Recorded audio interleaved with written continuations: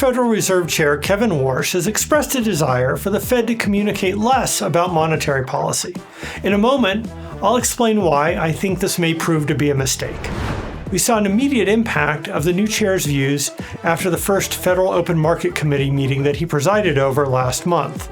The statement that the Fed issued was terse, only 130 words, compared with 341 in his previous statement, and Warsh avoided answering questions about future monetary policy in the post-meeting press conference. He did announce a task force to study Fed communication, so we may see some bigger changes once that report's back.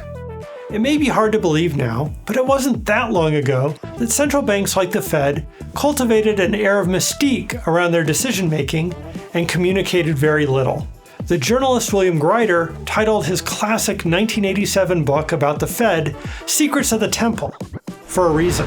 It was only in 1994 that the Fed started issuing statements after meetings, and these were initially not very detailed and not released with every meeting.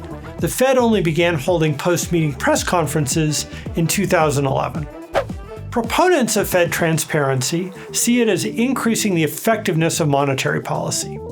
The rates that we care about are set in financial markets, and the Fed can cause these rates to move with its words.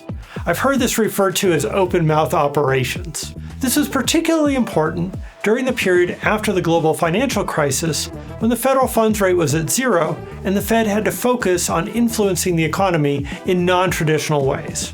Kevin Warsh appears to believe that the information the Fed provides limits its flexibility in how it responds to changes in the economy. He also suggested that when the Fed provides guidance about how it will respond to economic data, it distorts the signals coming from markets. He said, "I think that financial markets work less efficiently when they ask a question, how will the Federal Reserve react to that incoming information?" This is where I believe he's making a mistake.